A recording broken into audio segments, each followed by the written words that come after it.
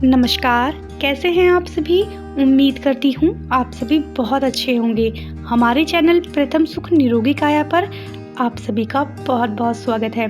आज मैं आप सबके लिए फिर से एक नया विषय लेकर आई हूँ। तो आज का हमारा विषय है कायफल। आइए, कायफल के हमारे शरीर पे कौन-कौन से फ़ायदे होते हैं और ये कैसा दिखता है, इसके बारे में जानेंगे और हम कौन-कौन से रोगों में इसका किस तरह से प्रयोग करके अपने शरीर को स्वस्थ रख सकते हैं, उसके बारे में जानेंगे। कायफल को हिंदी में कायफल जबकि संस्कृत में इसे कुमुद कहा जाता है और अलग-अलग राज्यों में अलग-अलग नाम से जाना जाता है। बंगाली और गुजराती में इसे करीफल और कायफल कहा जाता है। भारत के वनों में यह बहुत अच्छे से पाया जाता है, जबकि उत्तराखंड में इसकी ज़्यादा पैदावार होता है। यह एक छोटे कद का हमेशा हरा भरा रहने वाला वृक्ष होता है और जो इसका छिलका होता है इसके फल का, वह थोड़ा खुरदरा और बादामी भूरे रंग का होता है, जबकि इसके पत्ते गुच्छों में होते हैं। इसका फल जो होता है वह खट्टा मीठा होता है। इसकी छाल बहुत कारगर होती है। इसकी छाल का अगर हम काढ़ा बनाकर पीते हैं तो वह गर्म, कड़वी, कसैली और तीखी होती है, लेकिन यह वात, कफ, पित्त तीनों पर बहुत अच्छे से कार्य करती है। यह कफ और श्वास संबंधी परेशानियों में इसका काढ़ा बहुत लाभकारी होता है। जिन महिलाओं को सिर दर्द, नेत्रों के रोग लगे रहते हैं, अगर वह इसका काढ़ा बनाकर पीती हैं तो आधा सीसी दर्द सिर दर्द में यह बहुत लाभ करता है। अगर आप इसकी जो छाल को जलाकर भी अगर सूंघते हैं तो सिर के दर्द में वैसे भी आराम मिल जाता है। इसकी धुनी लेते हैं और यह बवासीर जैसी बीमारी में भी बहुत कारगर होता है। गले की शिकायत हो, खून की कमी हो, अतिसार लगा रहता हो किसी को, तो इसकी छाल का काढ़ा अगर आप बना के पीते हैं तो आपको बहुत लाभ होता है। आइए, कैसे कैसे इसका प्रयोग करते हैं और बीमारियों को कैसे दूर कर सकते हैं उसके बारे में जानेंगे।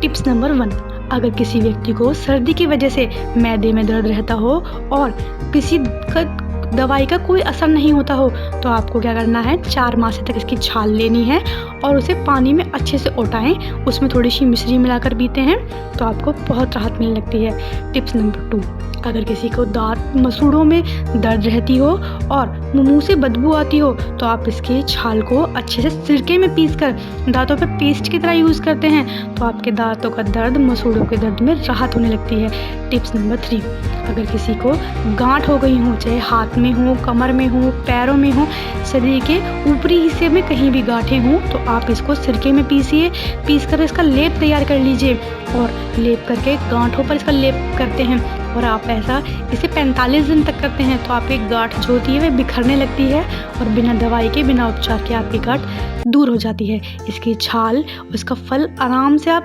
फ्लिपकार्ट या फिर किसी भी अमेज़न साइट से मंगा सकते हैं, बड़ी इजीली अवेलेबल हो जाता है। टिप्स नंबर 4, कायफल के फलों को तेल में, जो कायफल का जो फल होता है उसे तेल में अच्छे से पकाइए और आप इसकी अच्छे से, जो सूजन कहीं भी चढ़ गई है आपके शरीर में और आप मालिश करते हैं तो वह सूजन हटने लगती है। टिप्स नंबर 5, इसको नाक में टपकाने से भी अगर आप कायफल के तेल को, तो सिर दर्द, नज़ला, आधी सीसी दर्द दूर हो जाता है। आप इसकी, अगर किसी को लकवे की परेशानी रहती हो, अगर किसी को लकवा लग गया हो तो भी आप इसकी मालिश करते हैं तो उसमें भी आराम हो जाता है। टिप्स नंबर 7, काम इंद्रियों पर इसको मलने से नपुंसकता में दूर हो जाती है, नपुंसकता में लाभ होता है।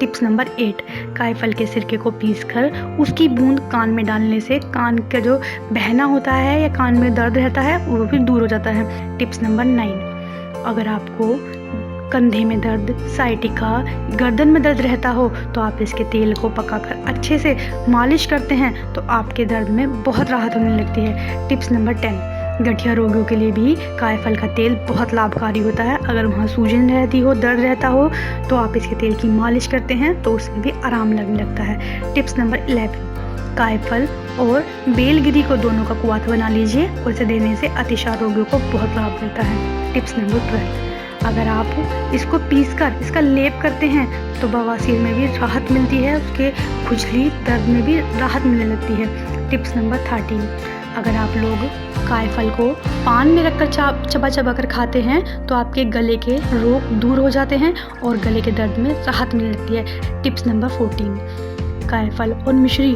दोनों को समान भाग में ले लीजिए और उन्हें अच्छे से पीसकर कपड़े में छान लीजिए और इसे समय समय पर, यानी कि 7 मास तक भी अगर आप किसी स्त्री का गर्भ नहीं ठहरता है, उसे मासिक धर्म से शुद्ध होने के बाद अगर आप इसे देते हैं तो उसका गर्भ ठहर जाता है और यह औषधि बहुत रामबाण होती है। लेकिन अगर किसी को शारीरिक कमजोरी रहती है तो उस स्त्री को पहले अच्छे से उसका ट्रीटमेंट करवाकर या फिर उसके घर में ही अच्छे से उसको शरीर को कमजोरी को दूर करके इसे देना चाहिए, क्योंकि कमजोर प्रकृति वाली महिला इसको नहीं झेल पाती हैं। टिप्स नंबर 15, कायफल, सौंठ और दालचीनी का काढ़ा बना लीजिए। यह काढ़ा आपको श्वास, खांसी, जुकाम में बहुत लाभ देता है।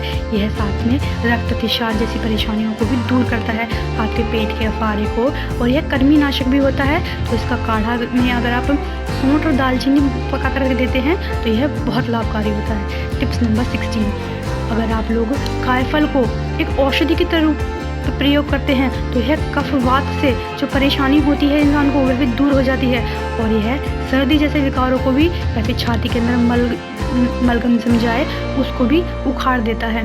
टिप्स नंबर 17, सिर दर्द में या चक्कर आने पर भी इसके तेल को अगर आप यूज़ करते हैं तो यह भी बहुत लाभकारी होता है। किसी को माता के व्रण रह गए हों, जैसे माता के चकदे रह जाते हैं, अगर आप उस पर भी इसके तेलों को लगाते हैं तो भी यह बहुत लाभकारी होता है। कायफल एक ऐसी मात्र औषधि है जो आपकी सूजन, आपके किसी तरह की चोट हो या फिर आपके कहीं पर खून ना बह रहा हो, चोट लग गई है लेकिन खून नहीं बहता है, वह अंदर ही अंदर उसका जख्म हो जाता है, अगर उसमें भी आप इसका काढ़ा देते हैं तो यह आपके लिए बहुत लाभकारी होता है। यह सर्दी जैसी बीमारी बच्चों में या फिर बुजुर्गों में कभी भी अगर सर्दियों में आपको देखो दमे की, फिर श्वास संबंधी, खांसी संबंधी, महिलाओं के सिर दर्द आदि, सीसी दर्द, मासिक धर्म, जिनको गर्भ न ठहरता हो उनके लिए, यहाँ तक कि पुरुषों के लिए भी कायफल बहुत रामबाण औषधि है। इसकी छाल बहुत कारगर होती है, अगर आप इसका उपयोग करते हैं तो आप बहुत सी बीमारियों से घर बैठे ही